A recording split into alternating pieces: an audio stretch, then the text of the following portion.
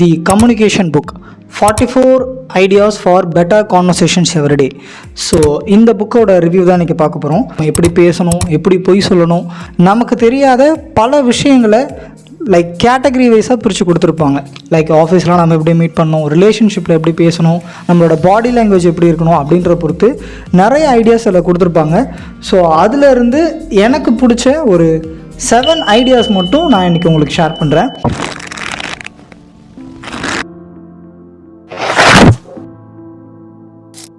So அதில் first one என்ன அப்படின்னு பார்த்தீங்க அப்படின்னா rules of meeting. So meeting போடுறப்ப நம்ம என்னெல்லாம் ரூல்ஸ் ஃபாலோ பண்ணணும் அப்படின்னு பார்த்தீங்கன்னா, the first rule the no smart phone rule. Smart phone மீட்டிங்கில் யூஸ் பண்ணவே கூடாது. அண்ட் தென் செகண்ட், அந்த மீட்டிங் அண்டர் த 15 மினிட்ஸ் 15 நிமிஷத்துக்குள்ளே அந்த மீட்டிங் இருக்கணும். இஃப் யூ கேன் நம்ம வந்து ஒரு டைமர் மாதிரி ஒன்று வச்சுக்கலாம். 15 மினிட்ஸ் டைமர் செட் பண்ணி வச்சுட்டோம் அப்படின்னா அந்த பெல் ரிங் ஆன உடனே மீட்டிங் இஸ் ஓவர். இம்மிடியேட்டாக எல்லோரும் அவங்க ஒர்க் பார்க்க போயிடணும். 3 ரூல் வந்து ரொம்ப இம்பார்ட்டன்ட் ரூல்ஸ் ஆஃப் மீட்டிங்கில்.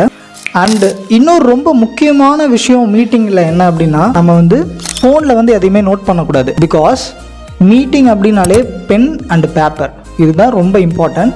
ஈவன் ஒயிட் ஹவுஸில் கூட இதை தான் ஃபாலோ பண்ணுறாங்க. ஸோ நெக்ஸ்ட் டைம் நீங்கள் மீட்டிங் அட்டன் பண்ணுறீங்க அப்படின்னா வித்தவுட் பென் அண்ட் பேப்பர் போகாதீங்க. செகண்ட் பாயிண்ட் என்ன அப்படின்னா தி ஃபீட்பேக் மெத்தட். விஷயம் நம்மக்கிட்ட கேட்குறாங்கன்னா அதுக்கு நம்ம எப்படியெல்லாம் ஃபீட்பேக் கொடுக்கலாம் அப்படின்றத பற்றி பார்க்கலாம். ஃபார் எக்ஸாம்பிள், இப்போ ஒரு கேள்வி நான் உங்ககிட்ட கேட்குறேன், இந்த ஸ்மார்ட் ஃபோன் எப்படி இருக்குது அப்படின்ற இந்த ஒரு கேள்விக்கு 4 விதமாக ஆன்சர் பண்ணலாம். ஓகேவா? அந்த 4 விதமான ஆன்சர்ஸ் என்ன அப்படின்னா, நம்பர் 1, நோ, எனக்கு இந்த ஸ்மார்ட் ஃபோன் பிடிக்கல, அவ்வளோதான். ப்ரூட்டல் ஹானஸ்டி, எனக்கு இந்த ஸ்மார்ட் ஃபோன் சுத்தமாக பிடிக்கல, அவ்வளோதான். நம்பர் 2, நோ பிகாஸ் இந்த ஸ்மார்ட் ஃபோனில் வந்து பேட்ரி லைஃப் நல்லா இல்லை, இதில் வந்து யூசர் இன்டர்ஃபேஸ் நல்லா இல்லை, அப்படி சொல்கிறது வந்து second time. Third one, yeah but, அதாவது எனக்கு இந்த ஃபோன் பிடிச்சிருக்கு, பட் இதோட கேமரா குவாலிட்டி கம்பேர் பண்ணும்போது இந்த ஃபோனை விட இந்த ஃபோனில் நல்லா இருக்குது அப்படின்னு சொல்லுவாங்க இல்லையா? ஸோ அதுக்கு பேர் தான் எஸ் பட் டிஸ்ட்ரக்டிவ் ஃபீட்பேக் அப்படின்னு சொல்லுவாங்க. இதுதான் third point. And then fourth, yeah I love this mobile, அதாவது எனக்கு இந்த ஃபோன் ரொம்ப பிடிச்சிருக்கு, மற்ற எல்லா ஃபோனை கம்பேர் பண்ணும்போது எனக்கு இந்த ஃபோன் ரொம்ப பிடிச்சிருக்கு அப்படின்னு சொல்லுவாங்க இல்லையா? ஸோ ஒரே ஒரு கேள்வி தான் நீங்கள் கேட்டிங்க, இந்த ஸ்மார்ட் ஃபோன் எப்படி இருக்குன்னு. ஸோ இதை 4 பேர் 4 விதமாக சொல்லுவாங்க இல்லையா? அதுதான் ஃபீட்பேக். இந்த ஃபீட்பேக்கில் நீங்கள் எந்த டைப்பை சூஸ் பண்ணணும் அப்படின்றத முடிவு பண்ணுங்கள். இந்த ஒரு 4 விதத்தில் என்ன மாதிரியான ஃபீட்பேக் நீங்கள் அதிகமாக கொடுத்துருக்கீங்க அப்படின்றத கமெண்ட் செக்ஷனில் கொடுங்க. And then third point, active listening. இதுக்கு ஒரு குட்டி கோட் ஒன்று சொல்கிறேன். Listening is a great commodity because we pay our valuable attention. இந்த ஆக்டிவ் லிசனிங்கில் 4 பாயிண்ட்ஸ் இருக்குது. ஃபர்ஸ்ட் ஒன் என்ன அப்படின்னா, don't talk, just listen. For example, இப்போ வந்து ஒருத்தர் வந்து அவரோட ஃபேமிலி கஷ்டத்தை உங்ககிட்ட சொல்லிட்டு இருக்காருன்னா, அப்படி தான்ப்பா என் குடும்பத்தில் இது மாதிரி ஆயிடுச்சு, அந்த மாதிரி ஆரம்பிக்காதீங்க. அண்ட் தென் உங்களோட ஆஃபீஸில் ஒரு பிரச்சனையை ஒருத்தர் உங்ககிட்ட புலம்பிட்டு இருக்காரு அப்படின்னா, நீங்கள் டக்குன்னு என் ஆஃபீஸில் அந்த ஹெச்ஆர் ரொம்ப படுத்துகிறான்ப்பா, அந்த மாதிரி நீங்களும் ஒரு வாட்டி ஆரம்பிக்காதீங்க. Listen, don't talk. ஒருத்தவங்க ஒரு விஷயம் பேசுகிறாங்க அப்படின்னா ஜஸ்ட் லிசன், நீங்கள் பேசவே கூடாது. ஓகேவா? லிசனிங் வந்து ரொம்ப இம்பார்ட்டன்ட். அவங்க என்ன பேசினாலும் சரி, ஜஸ்ட் லிசன். செகண்ட் பாயிண்ட் என்ன அப்படின்னா, don't finish the second person. For example, ஏதாவது ஒன்று பேசிக்கிட்டே இருப்பாங்க, டக்குன்னு உள்ள வந்து அது எனக்கு தெரியும் மூடு, அதெல்லாம் நான் பார்த்துறேன், நீ அமைதியாக இரு. ஸோ இந்த மாதிரி சொல்லக்கூடாது. ஒருத்தவங்க ஒரு விஷயம் பேசிகிட்டு இருக்காங்க அப்படின்னா டக்குன்னு நம்ம இன்டரப்ட் ஆகி அந்த விஷயத்தை சொல்ல வரவங்கள ஸ்டாப் பண்ணக்கூடாது. இதுதான் second point. Third one, your body language says a lot. இந்த பாடி லாங்குவேஜில் ரொம்ப இம்பார்ட்டன்ட் என்னென்னா, நீங்கள் ஒருத்தரை பார்க்கணும். ஒருத்தர் பேசுகிறாங்க அப்படின்னா அவங்கள பார்க்கணும், முறைக்கக்கூடாது. ஜஸ்ட் அவங்கள பார்த்தாலே போதும். ஒருத்தர் பார்க்குறதுக்கும் முறைக்கிறதுக்கும் நிறைய வித்தியாசம் இருக்குது. லைக் ஒருத்தவங்க பேசுகிறாங்கன்னா ஜஸ்ட் கேஷுவலாக அவங்கள பாருங்கள், அதுவே போதும். And then fourth one, B friend to them. இப்போ அவங்க பேசிக்கிட்டு இருக்காங்க, அவங்க வந்து இடையில திக்கலாம், திணறலாம், அவங்கள்ட்ட ஒரு விஷயம் சொல்லுவாங்க, யோசிக்கலாம், இந்த மாதிரி நிறைய பண்ணிகிட்டு இருக்கலாம். நீங்கள் அவங்ககிட்ட சொல்லுங்கள், அடுத்து என்னாச்சு, இந்த மாதிரி ஃப்ரெண்ட்லியாக கேட்குறது இல்லையா? இது வந்து ரொம்ப இம்பார்ட்டன்ட். இந்த ஒரு 4 பாயிண்ட்ஸ் தான் ஆக்டிவ் லிசனிங் அப்படின்னு சொல்லுவாங்க. இல்லை, ஃபோர்த் பாயிண்ட் என்ன அப்படின்னா, speech act theory. Doing something by saying something. நம்ம ஒரு விஷயம் சொல்கிறதுனால அவங்க அந்த விஷயத்த செய்வாங்க. ஃபார் எக்ஸாம்பிள், நீங்கள் சிரி கிட்ட பேசுகிறதா இருக்கட்டும், அலெக்ஸா கிட்ட பேசுகிறதா இருக்கட்டும், இதெல்லாமே ஸ்பீச் ஆக்ட் தியரி தான். Okay Google open the music, okay Google pause the video. So இந்த மாதிரி பேசுகிறது எல்லாமே ஸ்பீச் ஆக்ட் தியரி. இது வந்து எல்லா இடத்துலையுமே உங்களுக்கு பொருந்தும். அண்ட் தென் ஃபிஃப்த்து வந்து எனக்கு ரொம்ப பிடிச்ச பாயிண்ட், பொய் சொல்கிறது எப்படி. அண்ட் இதுக்கு வந்து ஒரு செம்ம கோட் ஒன்று இருக்குது. என்ன அப்படின்னா, the truth is all people lie and not every lie is bad. பொய்யில் மொத்தம் 4 விதம். அதில் மொதல் விதம் என்ன அப்படின்னா ஒயிட் லைஸ், அதாவது பொய் சொல்கிறவங்களுக்கான பெனிஃபிட்ஸ். இப்போது வீட்டிலேருந்து ஃபோன் பண்ணி நீங்கள் சாப்பிட உட்காரும்போது சாப்பிட்டியான்னு கேட்டாங்க அப்படின்னா, எஸ் நான் சாப்பிட்டேன். ஸோ இதனால் யாருக்கும் எந்த பாதிப்பும் வரப்போகிறது இல்லையா. ஜஸ்ட் அ சிம்பிள் லை, இதுக்கு பேர் தான் ஒயிட் லை அப்படின்னு சொல்லுவாங்க. செகண்ட் ஒன் கிரே லை, அதாவது ஹவ் ஆர் யூ அப்படின்ற ஒரு கேள்விக்கு ஐ ஆம் ஃபைன் கேட்குற ஒருத்தர் ஒரு ட்ரூவாக உங்களை கேட்கல, சொல்கிற நீங்களும் உண்மையாக பதில் சொல்லலை, இதுக்கு பேர் தான் கிரே லை அப்படின்னு சொல்லுவாங்க. தேர்டு பிளாக் லை. பிளாக் லைனா என்ன அப்படின்னா, அவன் சொல்கிறது எதுவுமே நடக்காது. ஃபார் எக்ஸாம்பிள், நம்ம மோடி சொன்னாலுமே எதுவுமே நடக்காது. Red lie. ரெட் லைட்னா no one benefit. That means அந்த பொய் சொல்கிறது விதமாக உனக்கும் எந்த பெனிஃபிட்டும் இல்லை, எனக்கும் எந்த பெனிஃபிட்டும் இல்லை.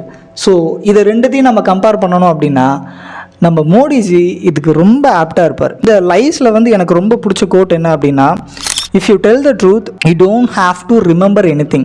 நீங்கள் பொய் சொன்னாதான் என்ன பொய் சொன்னால் ஞாபகம் வச்சுக்கிட்டே இருக்க முடியும்.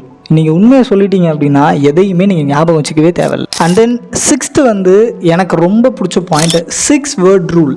அதாவது நீங்கள் என்ன சொன்னாலும் அதை ஒரு 6 வேர்டில் இருக்கிற மாதிரி பார்த்துக்கணும்.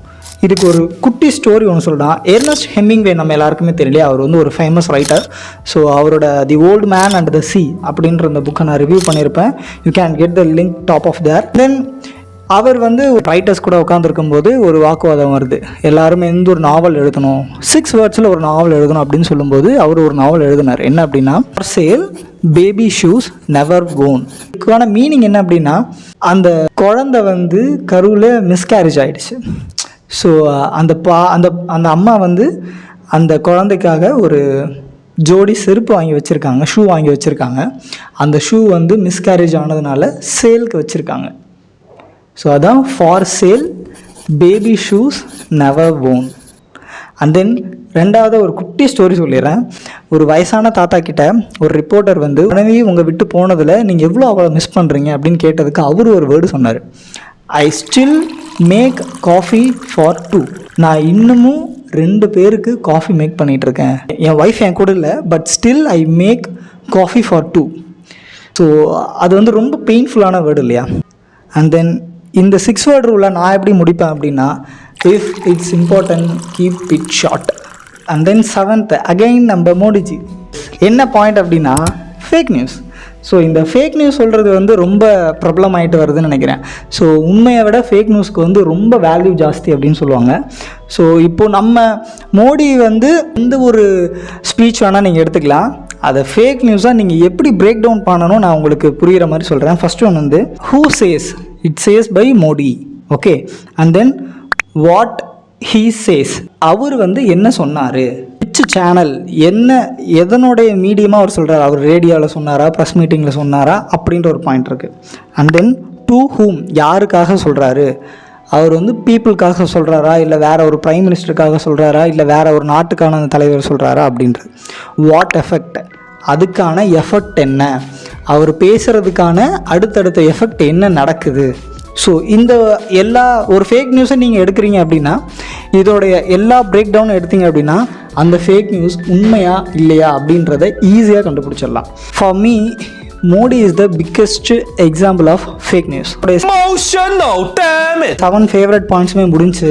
இப்போது கடைசியாக ஒரு போனஸ் பாயிண்ட் என்ன அப்படின்னா, த பீக் எண்ட் ரூல். அதாவது எப்படி ஒரு ஸ்பீச்சில் எண்டிங் இருக்கணும் அப்படின்னா, ஓப்பனிங் எப்பயுமே வித் ட்ரிகரிங் ட்ரூத். நீ ஒரு ஓப்பனிங் லைன் படிச்ச அப்படின்னா அது வந்து அவனை அட்டென்ஷன் பண்ணணும். அந்த opening line like notes from the under கிரவுண்டில் தாஸ்கோஸ்கி எழுதுன மாதிரி, sick man I am a spiteful man, அந்த 2 வேர்டுக்காகவே அந்த ஹோல் நாவலே படிக்கலாம்.